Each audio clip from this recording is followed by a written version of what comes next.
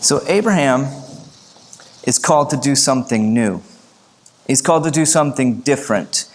And this series, what I want us to pull out of Genesis is not the controversy of science versus religion, or the difficult texts, which we're going to talk about a little bit today, or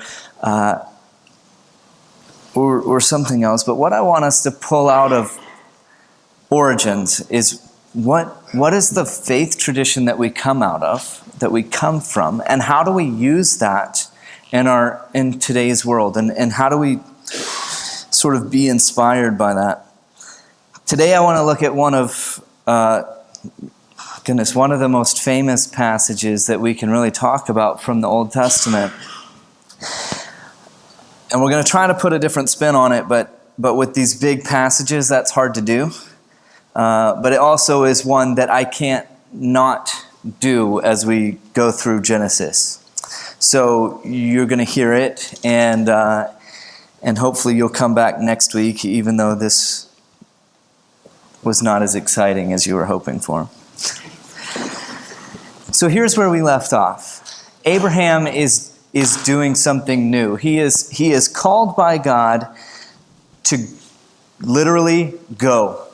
Abram, you and your family, it's time to go. And here's what you're going to do, and here's my promise. And we talked about the covenant between the two of them, but only God walks through the covenant line, right?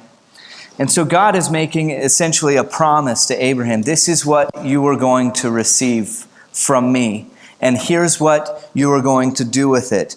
And this is completely different than anything else we see in other religions happening. I would even say that it's different than how we view our own religion today.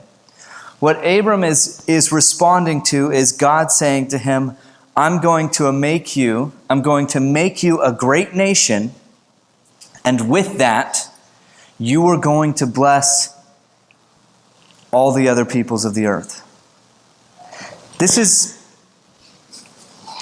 I'm a big fan of innovation. This is innovative. This is unique. This is different. And it's right here at the origin story of Judaism, of Christianity, of Islam. It is, I am going to make you a great nation, and you are going to bless everyone else throughout the world because of it. So that's where we left off.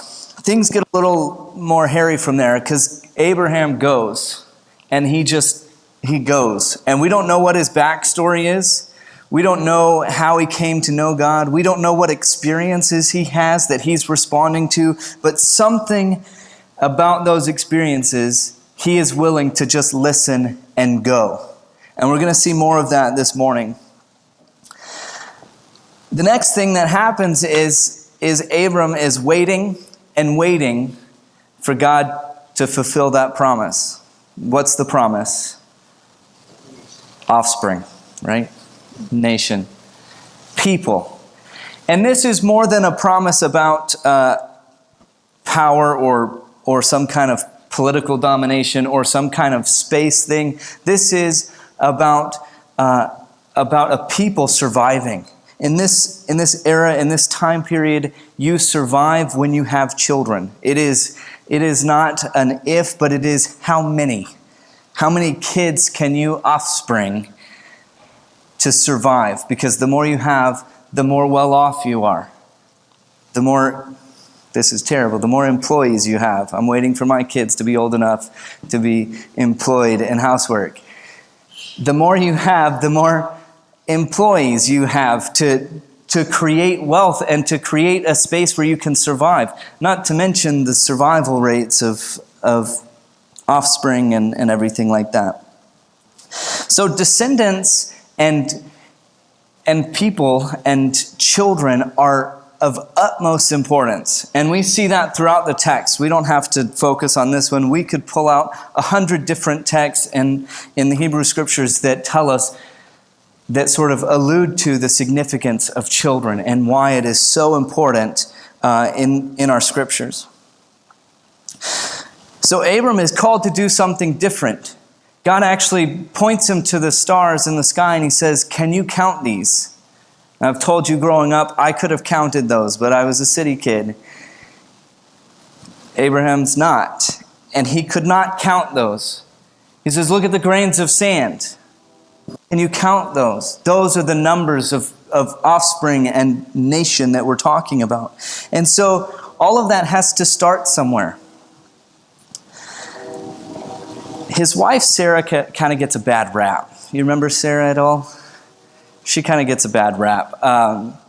She's always questioning this. And to be fair, she has some reasons to question Abraham. It wasn't that long ago, not that many chapters back, when they went into a new kingdom and Abram said, now tell them you're my sister so they don't kill me. Well, the king took her into his household, and then bad things happen, so the king finally has to return her. But I mean, she was kind of put in a weird predicament, right? So she's got some reason to be skeptical, but she's not convinced that God's going to fulfill this promise. And so her statement to Abram is, here,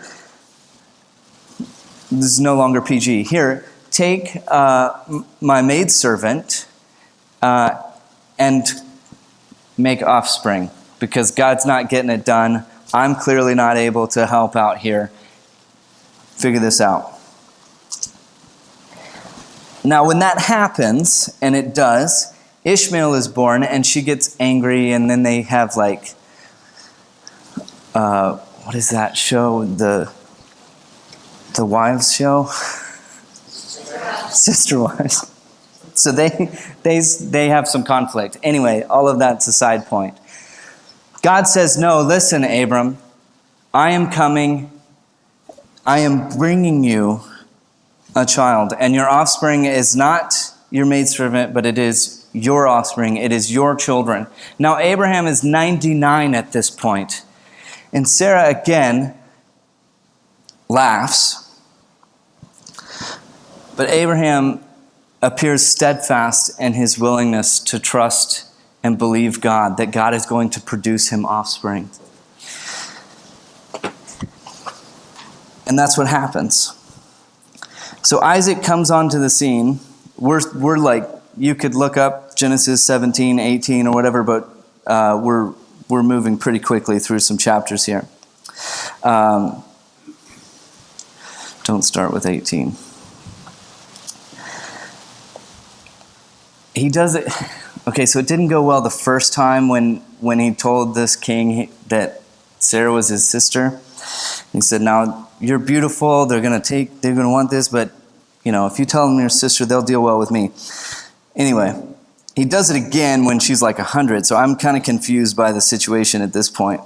But that happens, and again, bad things happen, and God has to threaten the king, and so Sarah comes back to anyway. So we're just having a good time running through some stories, right? So here's what happens next.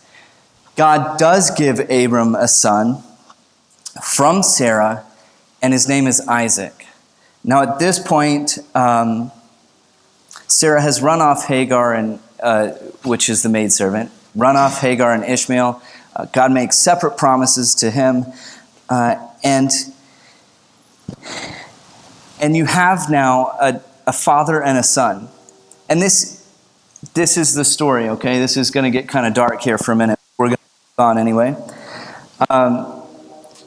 This is the promise. Isaac now is the promise of God. And one of the things that I think we do when we talk about this story is we talk about how precious your only child is to you, and all of that is great, or how important kids are. But all of that is magnified in this community. All of that is tenfold in a time period when offspring are your survival, not just your one loved child. It's bigger than that, and if you're a parent, you think I'm an awful person for saying it's bigger than how you love your child, but it's bigger than that. And God's promise is all built in this one child. This one kid, everything that God has promised to Abraham is now sitting in this one child, Isaac. So the whole story about, I'm going to make you a multitude of nations, I'm going to make your descendants more than the sand, grains of sand, I'm going to give you this land based on your descendants, all of that is built around now Isaac, one child. All of the promises, everything that has caused Abram to listen to God and go, is now sitting in the household, playing with knives, poking himself with the fork at dinner, falling off of things, all of those like little instances where you go, is all built in this one promise. So we're now in chapter 22, and we come to this, one of this most famous of passages. And he says, the author writes, after these things, God tested Abraham. He said to him, Abraham. And he said, here I am. He said, take your son, your only son Isaac, whom you love, and go to the land of Moriah, and offer him there as a burnt offering on one of the mountains that I shall show you. So Abraham rose early in the morning, saddled his donkey, and took 2 of his young men with him, his son Isaac. He cut the wood for the burnt offering and set out and went to the place in the distance that God had showed him.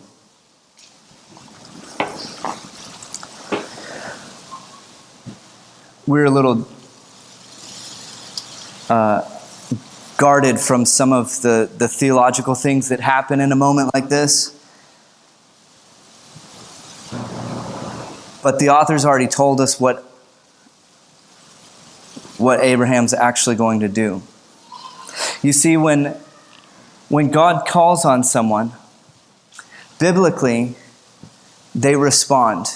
And this response, here I am, occurs in almost every major theological moment in our Hebrew Bible, in our Old Testament. And God calls someone, and their response is not just, here I am, but it is, here I am to serve. Here I am to listen. Here I am to follow whatever you are going to ask of me. So in that moment, before we ever even get to the ask, just like God said, Abram, go, and Abram went, this time he says, Abraham, and Abraham says, here I am. We already know that Abraham's faith is beyond what we can fathom, because no matter what right now, Abraham is responding to God and ready to do, or to go, or to act, or to be present, whatever that is. And you have to imagine that God has set this up, or that in this drama narrative, it is set up that Abraham stands strong and he is proud and ready. Here I am. What can I do? Where can I go? Who can I be for you, God? And this next statement, I need you to take your son and I need you to offer him as a sacrifice. And all of the hopes and all of the promises and everything that has come to date are struck down in that moment. We talk sometimes about a Bible full of reversals, full of these moments where the story is turned upside down, where the individual who is supposed to act is turned upside down, well, here's the deal. This is not an unusual ask in this culture. So Abraham responds, here I am.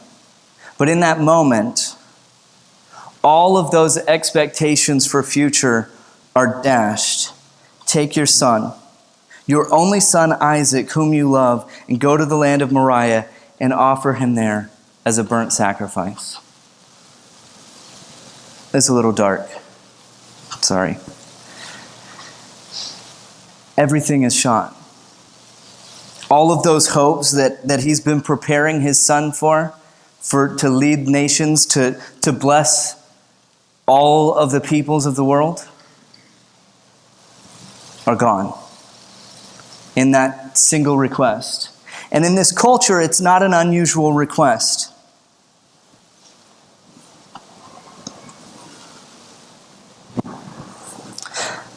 I can't help but think about my own kids. Some of you know this, some of you don't. We borrowed their names from Hebrew. And I think about Tegan specifically. We borrowed the name from a Jewish phrase that means to repair or restore the world. I keep waiting for him to live up to that, and he's just not there yet. But we did it out of hope, out of a place of looking into the world that needs repair, that needs restoration, that needs God to speak into the world with love and compassion and a voice that cares and blesses all of the other nations. Just as Abraham had brought his son into the world in hopes that his son would grow and lead to repair, to restore, to bless. All of that ends in this moment. Offer him there as a burnt offering on one of the mountains that I will show you. So yes, we're talking about someone's only son. Yes, we're talking about a child that he loves. But bigger than that, we're talking about the hopes and dreams and promises that God has promised Abraham. On the third day, Abraham looked up and saw the place far away. Then Abraham said to his young men, "Stay here with the donkey. The boy and I will go over there." He's detaching himself, right? It's the boy. The boy and I will go over there. We will worship, and then we will come back to you. It's a little more foreshadowing, right? We will come back to you. Abraham took the wood of the burnt offering and laid it on his son Isaac, and he himself carried the fire and the knife. So the two of them walked on together. Isaac said to his father Abraham, "Father." And he said, "Here I am, my son." You hear that line again. Here I am. He said, "The fire and the wood are here, but where is the lamb for the burnt offering?" Abraham said, "God himself will provide the lamb for a burnt offering, my son." So the two of them walked on together. When they came to the place that God had showed him, Abraham built an altar there and laid the wood in order. He bound his son Isaac and laid him on the altar on top of the wood. You think he'd ask a second time here, "Father, where's the lamb?" Then Abraham reached out his hand and took the knife to kill his son. But the angel of the Lord called to him from heaven and said, "Abraham, Abraham." And he said, "Here I am." "Do not lay your hand on the boy or do anything to him, for now I know that you fear God, since you have not withheld your son, your only son, from me." And Abraham looked up and saw a ram caught in the thicket. Abraham went and took the ram and offered it up as a burnt offering instead of his son. So Abraham called that place, "The Lord will provide."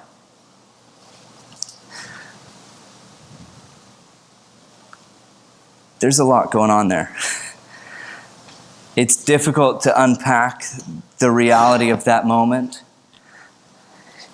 It's difficult to unpack a culture that is filled with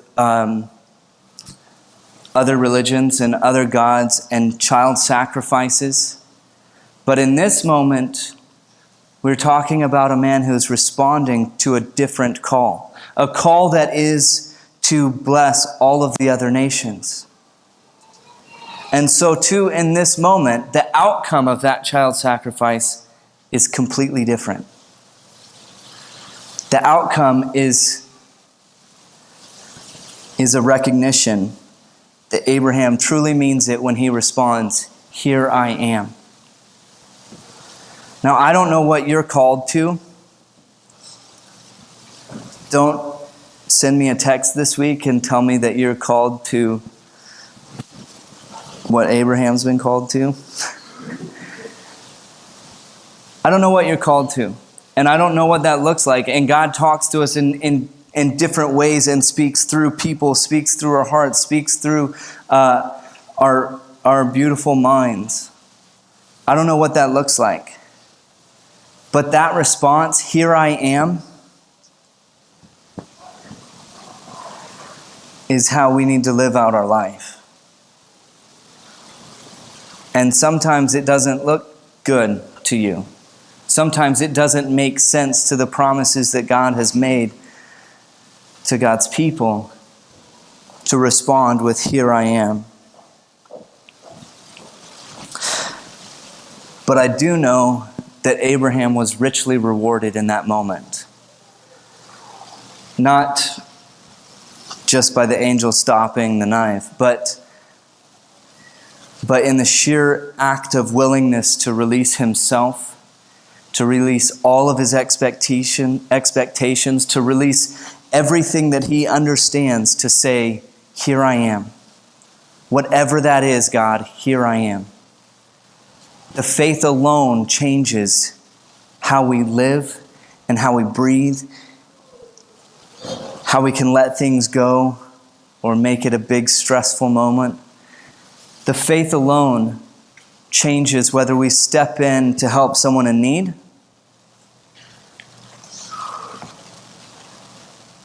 or to stand by and watch.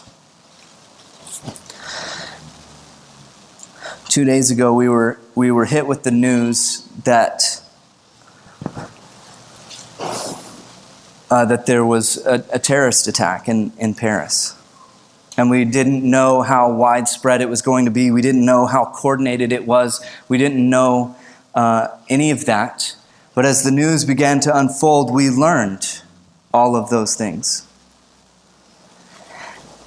And the reason that terrorism is so detrimental beyond other acts of violence and war is that the purpose is fear. And fear stops us from doing things that we're called to do. Fear stops us from responding to God, "Here I am." And so right now, before all of that, Lower Mainland was talking about how many of these 25,000 refugees are we going to get? How do we respond to it? How do we get enough interpreters to help them just live, survive? How do we get them the counseling and the care and the housing and the protection and everything that they need, right? And in the midst of that, now we're going to be asking the question, how have they been screened? Am I putting my family at risk by helping? Are we as a nation putting ourselves in danger for answering the call, "Here I am"? Fear changes how we answer that call. So I encourage you to resist that in every way, shape, or form. I don't get involved in stuff that much. I tend to let things play themselves out. But I was in school. It was at Emory while I was in Atlanta, and I was riding home one day, and these two moped kind of things are speeding down a one lane, like two-directional road or whatever, 2-lane road. And they're going around cars in the middle of the height of traffic. And they're literally like swerving in and out of oncoming and on the edges of things. And just like here, road rage is real everywhere. And so they get up, and they've done this to this guy, and then there's a stoplight. So they stop, and the guy pulls up next to them, and I'm about 3 cars back. And they start having words. I'm like, wow, this is interesting. And they have some more words, and then they have some more words, and then the stoplight changes green, and so they move on, and they both speed off, right? Well, that wasn't enough, and so this is great. This is really great. So the truck pulls over, and the bikes or moped things pull over, and they get out and they start yelling at each other, now face to face. And then they start punching each other. Well, it's 2-on-1. Like I said, I tend to stand back, but I got off my bike and I walked up to try to help sort it out and physically try to push these guys apart. I had a helmet on, so I was like, I'll be fine. My jacket, it's all like armored out or whatever. I was like, it'll be fine. I left it on. and I'm physically pushing these guys apart. And they're still yelling at each other, and they're still punching. This guy's like 65. What are you doing that you feel the need to be yelling and fighting with teenagers, basically? I mean, I don't know how old they were anyway. Fear stops us from doing those kinds of things. And I had a helmet, so I didn't fear that much. But it stops us all the time in small ways and in small moments from just inserting ourselves into a place and saying, here I am. What does this look like? And that was a very obvious, like, these people literally need to be separated. That's the whole thing here. That's all we need. But that moment of, am I going to act and respond, or am I going to sit back in fear? And it's not always harmful. It doesn't have to be harmful. What it has to be is the willingness to listen to God speaking and you responding with, here I am. And that's a silly, ridiculous moment. But that's who we're called to be. To step up into the world and just say, here I am. This is what we learn about this. I had thought I was going to talk about difficult passages. I'm going to come back to that later because obviously this is a difficult passage to deal with, God calling on somebody to do such a thing. But let's just leave it here for today. I'd like to close with a weird request.